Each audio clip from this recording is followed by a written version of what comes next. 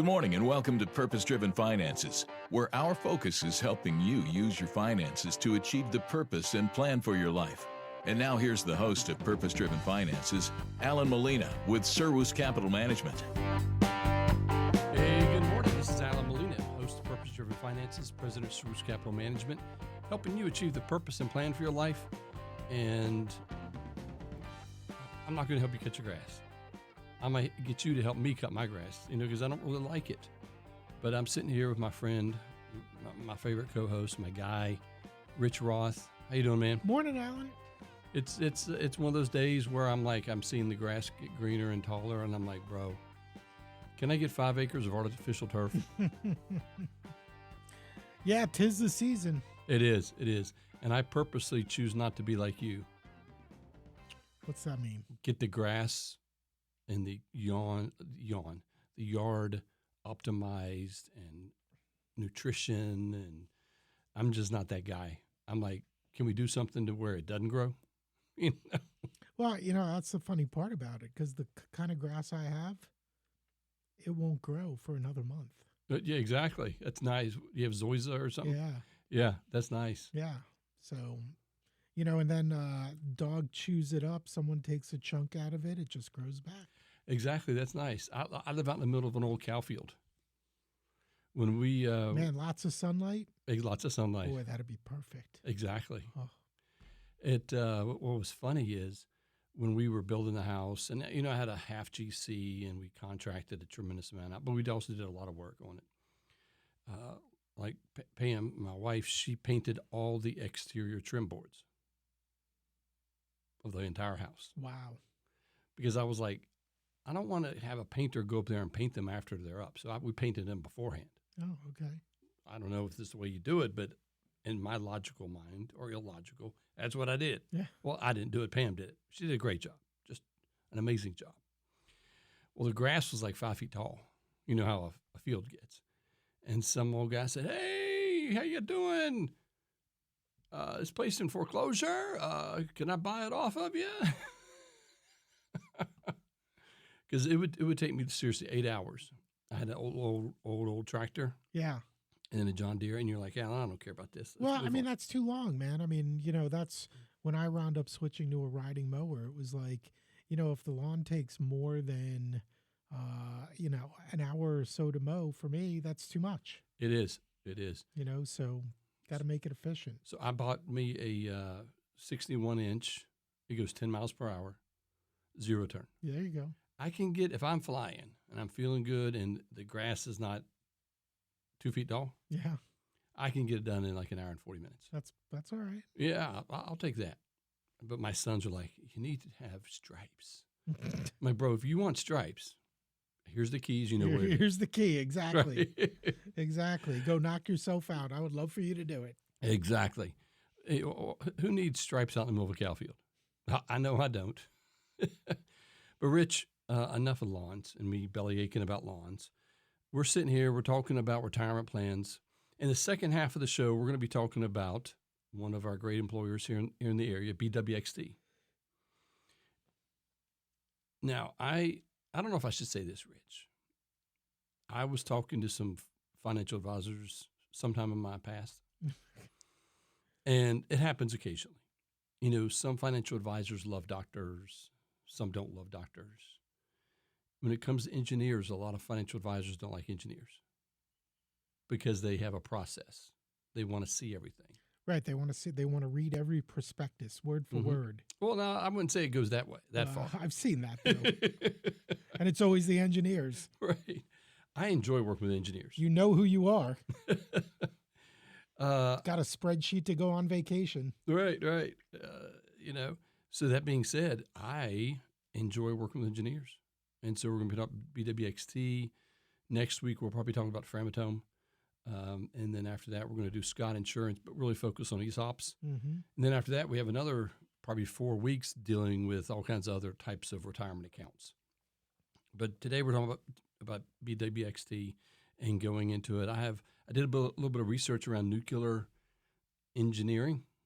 It was exciting. It was pretty cool, So what will happen is I should probably put a mistake in it. That way an engineer calls me and corrects me. I wouldn't mind that. But we won't go there. But before we get there, folks, you can't see the front of the sheet. But when it says segment 1 to segment 2, there isn't anything in segment 1 except Rich Roth grilling me, asking me questions about the economy, oil, AI markets, where we're going, but then specifically in the last probably 2-3 minutes, unless he wants to do it even farther, because Rich, you know what I get people tell me about you, that you do a great job interviewing. I'm serious, man. They do. I would have guessed something else, Alan. No, I hear that, and even my pastor said you're a great guy. You know. So that being said, what we're going to do is the first Clearly segment. Your pastor hasn't met me yet. My pastor has been in this show, in this room. Oh. Yeah. I think you've even talked to his daddy. Back in the day. Your pastor's a wonderful man, and my guess is he wouldn't say a bad word about anybody. I don't know. He's, I don't know about that. But that being said, what we're going to do, folks, is doing a Q&A. And because I know, like on Thursday, I started getting a little less pressing the pedal in the QPM. Friday was a nice down day. We didn't take full advantage of it because we're near a bounce. But I'm not going to spoil it. What questions you got for me, Rich? Well, you touched on the one I think everybody's talking about. And, just this morning on my way in, drove past several gas stations, and the price of gas is... Mm-hmm. And it's just jumped a little bit, although I did see one that was significantly lower than the others. But I also saw a gas truck pumping gas in there. So my guess is that by the time I leave here, that price will be jacked up through the roof. Probably another 40 cents. And yeah, I mean, there was like a 30 or 40 cent difference. You're exactly right. And, but I think it all starts there. Oil, the war with Iran, the Straits of, what's it called? Hormuz. Yeah. Iran's threatening things. We're blowing things up. What's the deal with oil? Oil is going to, I think it's going to continuously go up. And what's going to end up happening is there's going to be nations that are going to be under pressure to actually do something, specific China. They got a tremendous amount of their percentage of oil from Iran, basically money under the table. And what's happening is basically they're the only ones moving. But what I expect to happen is... What do you mean moving? Moving their big tankers through the Strait of Hormuz. Oh, so Iran is? Is that what you're saying? No, China is. And so what's going to happen is it's going to go up even more. And what I'll do is, mid-show, let's just see where oil is. Because realistically, I don't really, I just want to know how to invest in it. It's up. What's been interesting is looking at oil. I can't stand ads. Looking at oil, it's, in the past week, it really hasn't moved. It's been between 92 and 98. Why are you laughing? The irony of someone who advertises who can't stand ads. Well, and we all do. We all advertise them. Exactly. And we all hate ads, but they're important and effective. They are important. In fact, that one wasn't. It was to whoever that business was. Right. Exactly. I think it was like Temu. Should I get some socks? On the phones. This, and I don't want to get off on a digital tangent, but you see some things that you can click off it in 5 seconds and it doesn't even tell you who the company is. And you're sitting there like, why are you wasting your money on some of this stuff? Exactly. If you're going to do it right. Exactly. Call James River Media, folks. Well, no, just do it right. I mean, make sure you know what you're doing. But that being said, it's working. Looking at oil, it spiked up to 120 on March 6th. But it's come down and it's at 98 right now. So it came down dramatically. And what I expect to happen is it may float around here. There's a good possibility it will revisit 120, which will be dramatic and will hurt. But what's happening is, when is it going to stop? I don't know. I don't believe it's the reason why we have weakness in the stock market. A lot of people, a lot of pundits, CNBC, Bloomberg, they talk about it, but there's tremendous slowing in credit issues underneath the surface that are actually occurring. And we're in a quad 3 and going into a quad 3 for a quarter. Next month, monthly should be a quad 2, but we're still in a quarterly quad 3, which is bad, and inflation going up. Did I answer your question? Well, to a degree. So you expect oil to continue to go up, but you don't know for how long. So is that a place that people should be investing for the short term, or should they steer clear of it because of all the uncertainty? I mean, it feels to me like a guesstimate, right? Like a roll of the dice. If you want to gamble on oil, because who the heck knows what's happening next? You know what you need? You know what you need, Rich? What do I need? A process. I You need a process. Yeah. I didn't even pay you to say that.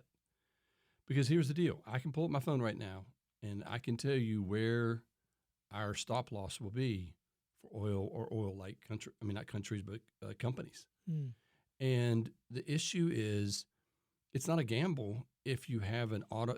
Like I use fractal geometry to calculate the stop loss, and so if it's above that fractal geometry number, guess what? I go long. If it's below that number, I go short. Now, my wife is going to fuss at me because I'm giving away, some things that I use. But I dare to say there's not many engineers out there, or even my competition in Lynchburg, that are going to go out there and try to study fractal geometry. You can try to get AI to do it, but it's rather difficult. You have to go into Python to actually make it work. That being said, it's not a gamble. In the QPM, I believe we have 10% in oil companies. The S&P 500, if I'm correct, is a little over 2% of a weighting. So we're significantly overweight oil and oil companies. So I think you should be invested there. Both long or short. So if it winds up coming down, you will go short oil. We can. In the 2X QPM, the problem with the 1X is there isn't very specific 1X shorts. Oh, okay. And I don't go short outright. Now, right, you use all funds. I'm sorry, ETFs. Inverse ETFs. Okay, so all right, so we talked a little bit about oil, and you touched on this as far as the economy goes. Quad 2 for the month, quad 3 for the quarter. What the hell does that mean? Right, exactly. I like that. Here's what it means. Quad 2 is next month is April. It's not saying quad 2 yet. It's not saying yet. And it will normally give a signal according to the asset classes that I track anywhere from 3 to 10 trading days before it actually the month stands. So it's not like April 1st, we got quad 2. That's not how it works. So what ends up happening is quad 2 in a quad 3 environment. Quad 2 is inflation going up, earnings, the economy growing.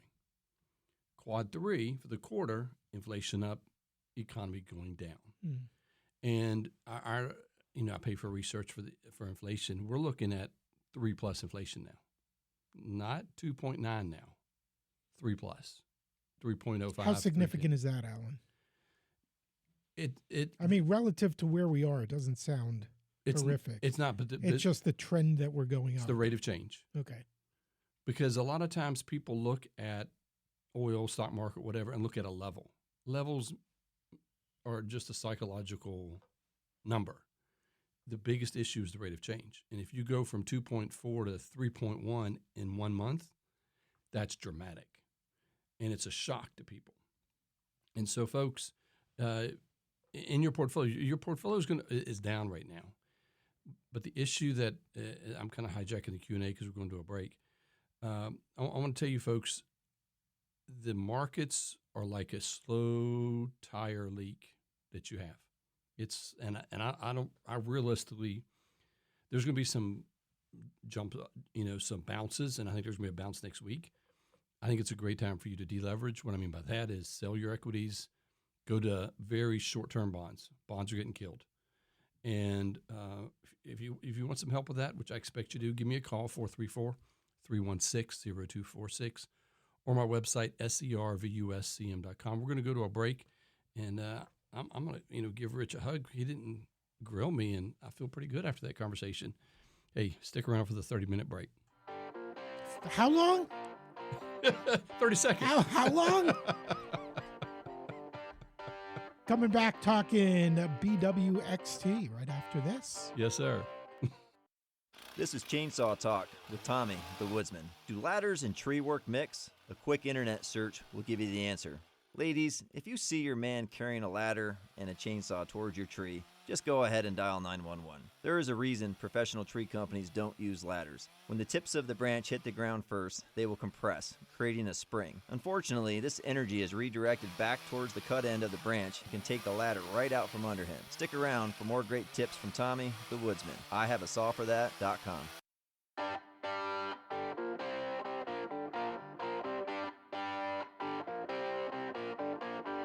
And now, back to Purpose-Driven Finances. Here's Alan Molina with Serwus Capital Management.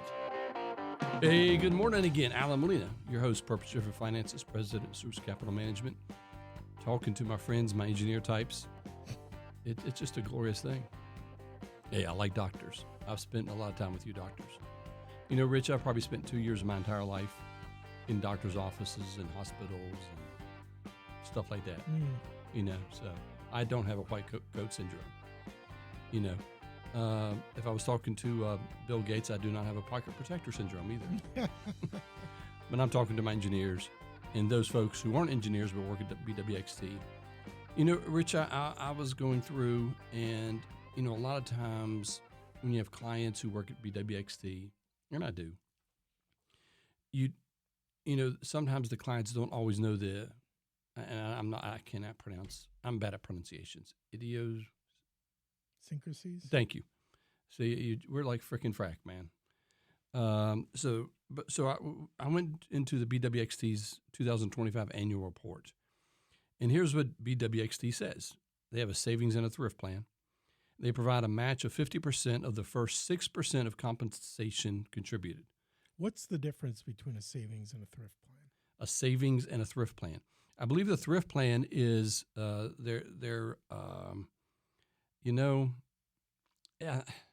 frankly, I don't really know. Okay. I don't really know. Fair enough.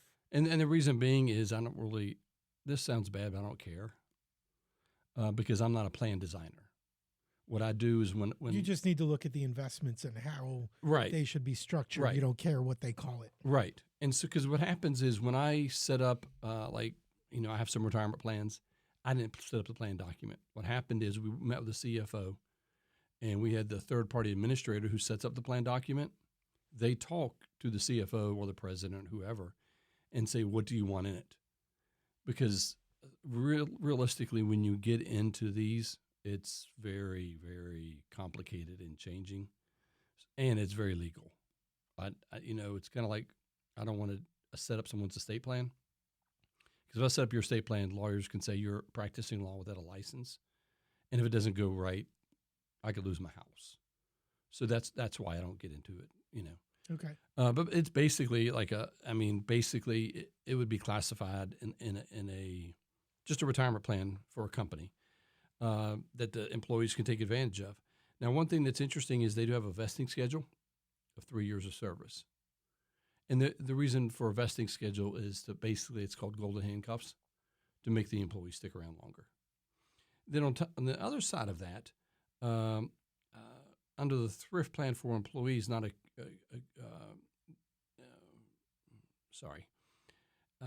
they have a defined benefit plan. So I'm going to back up for just a second. Yeah. So 50% of the first 6%. So they're basically contributing 3%. Yeah. But they're forcing you to do 6%. Exactly. Okay. Making you save. Do you like that? I think it's good. The reason being is I've signed up a lot of people with retirement plans, and they want to go with the lowest number possible to get the match.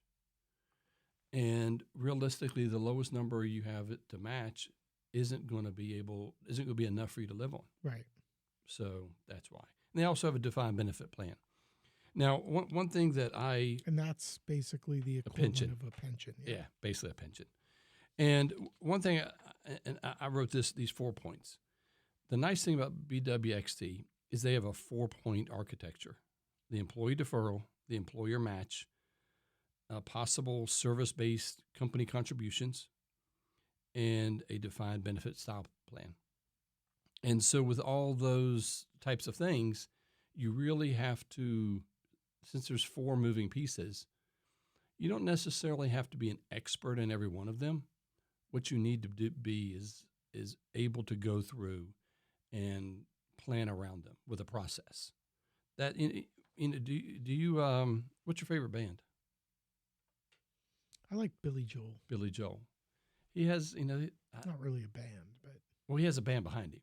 yeah. Doesn't he have Yeah. It's normally not just a guitar and drums. Right. He has a big old.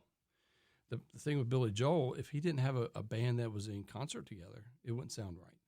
It wouldn't be a good thing. So that's similar to their 4-point plan. Is you have to have them all working in unison.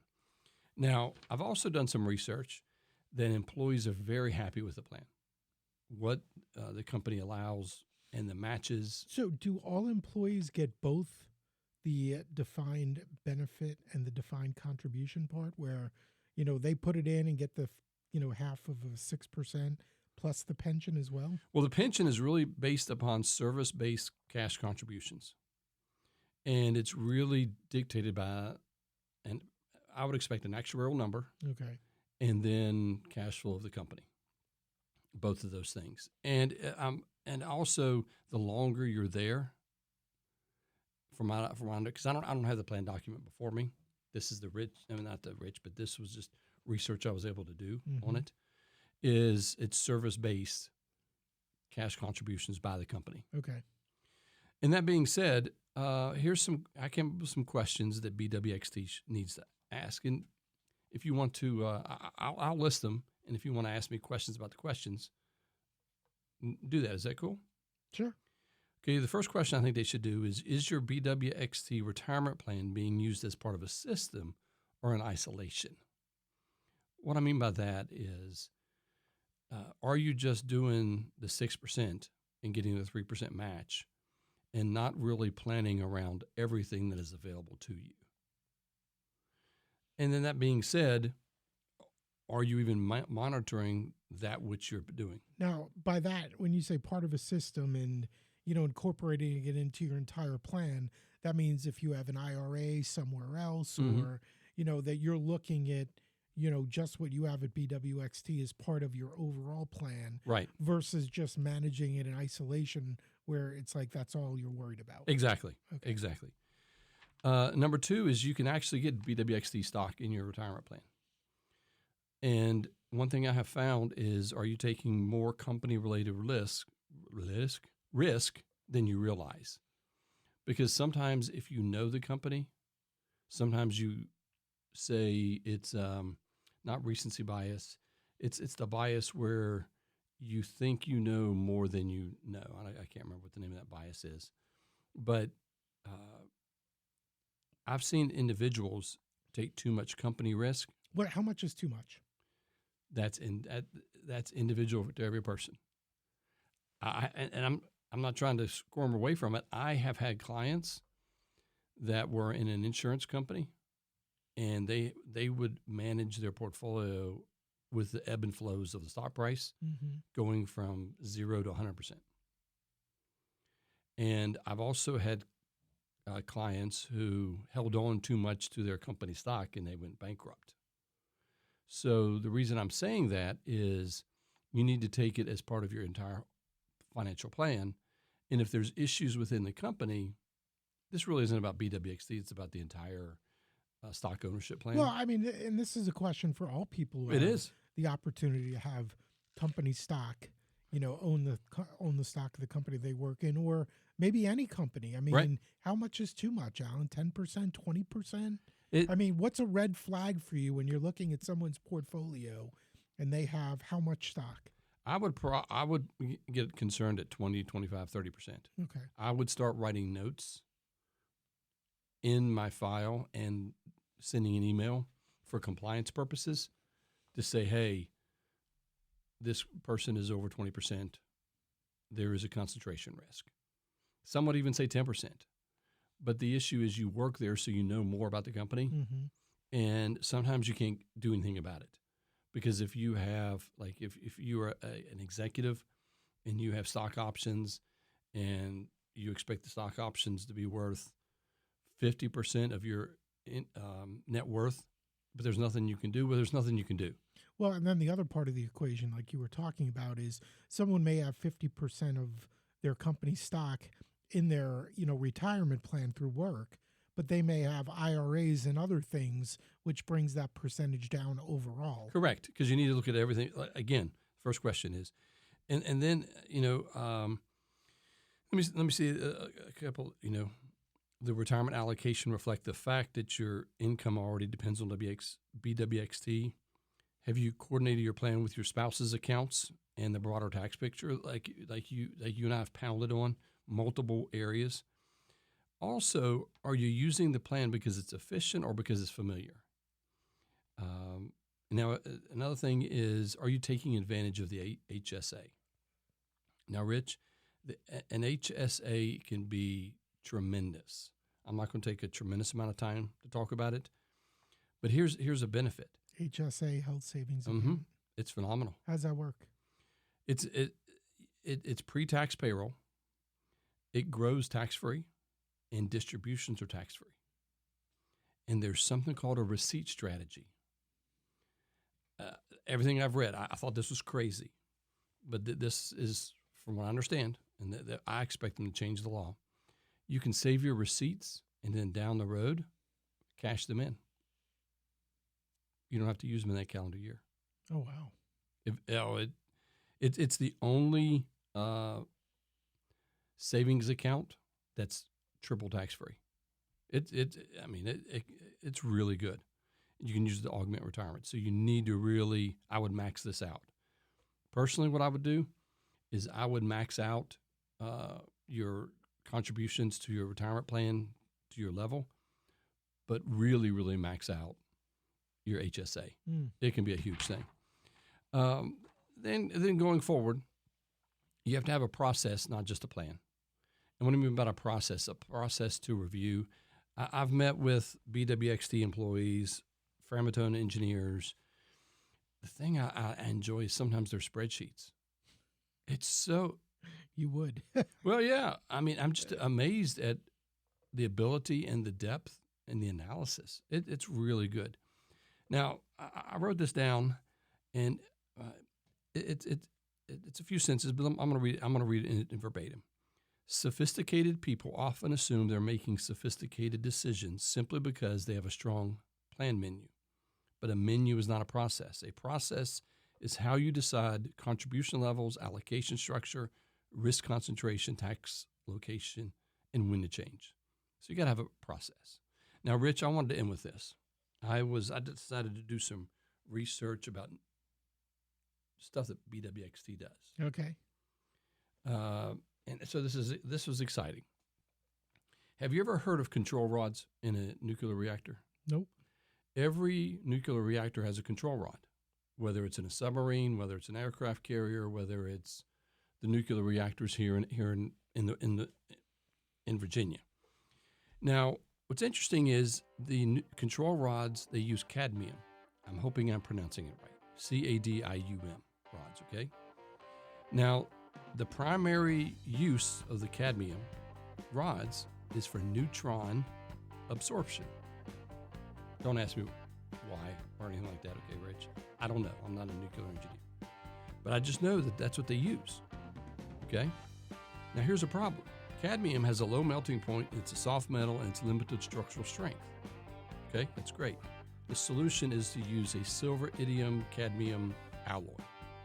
But if the alloy is off, the reactor can have issues. The same thing with your financial plan. If your 401k, HSA, taxes, exposure are off, then you're going to have a problem with your plan. Give me a call and let's deal with your plan with a process. Cerus Capital Management. Have a great weekend. Returns for illustrative purpose. This is not a suggestion to buy, sell, or use a platform. Only will a suggestion occur after a meeting to determine goals, risk tolerance, and time horizons. Investments involve risks and no guarantee of future results.